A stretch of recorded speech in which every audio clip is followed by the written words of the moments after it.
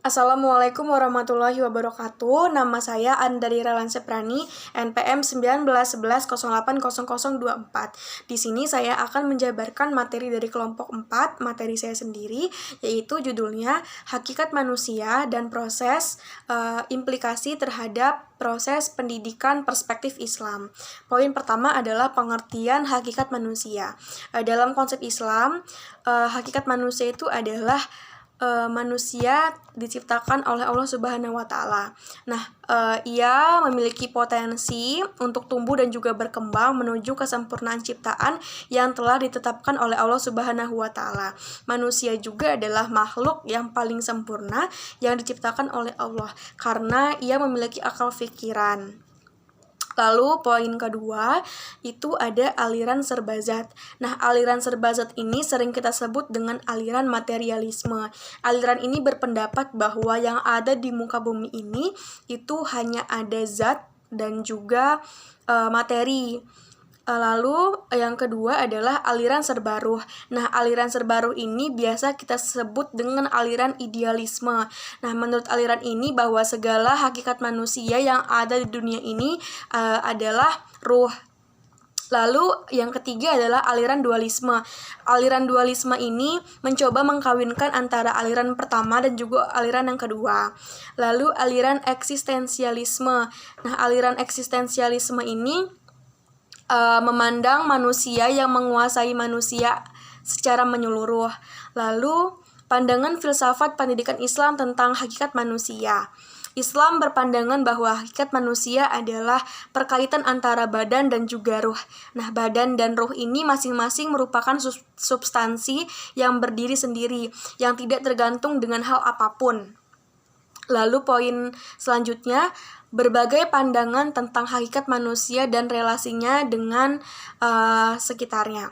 Yang pertama adalah potensi manusia menurut Al-Quran. Nah, mengenai potret potensi yang dimiliki oleh manusia, Al-Quran telah mensinyalir dengan dua kata kunci. Yang pertama adalah Al-Insyan dan juga yang kedua Al-Bashar. Nah, kata Al-Insan ini yang bentuk jamaknya ada Al-Nasa.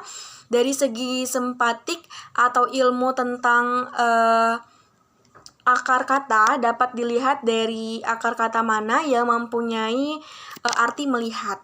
Lalu, manusia mampu beradaptasi dan bersosialisasi dengan lingkungan alaminya. Adanya kata bashar dipakai untuk menyebut semua makhluk, baik laki-laki maupun perempuan.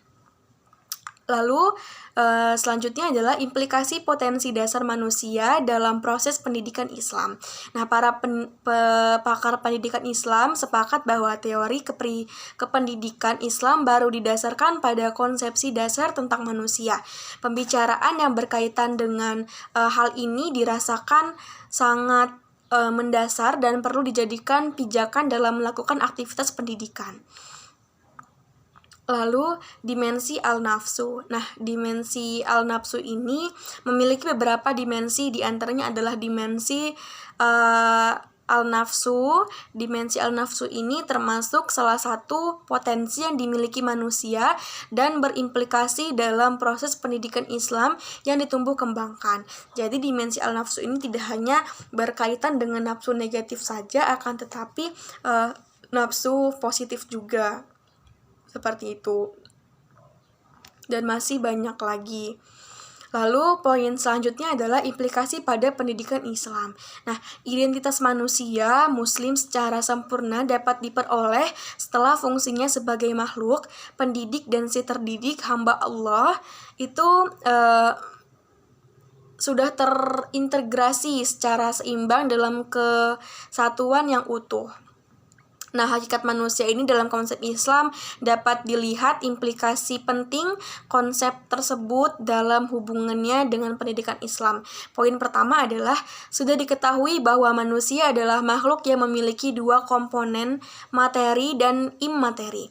Poin kedua adalah Al-Quran menjelaskan bahwa fungsi penciptaan manusia di alam ini adalah sebagai khalifah dan abd. Lalu poin ketiga adalah fungsionalisasi pendidikan Islam dalam pencapaian tujuannya sangat bergantung kepada sejauh mana kemampuan umat Islam menerjemahkan dan merealisasikan konsep tentang hakikat manusia dan fungsi penciptaannya dalam alam semesta ini. Lalu yang terakhir adalah agar pendidikan Islam berhasil dalam prosesnya, maka konsep hakikat dan fungsi penciptaannya dalam alam semesta harus sepenuhnya diakomodasikan di dalam perumusan teori-teori pendidikan Islam melalui pendekatan kewahyuan, empirik, keilmuan, dan rasional filosofis. Itu saja yang dapat saya sampaikan. Terima kasih. Wassalamualaikum warahmatullahi wabarakatuh.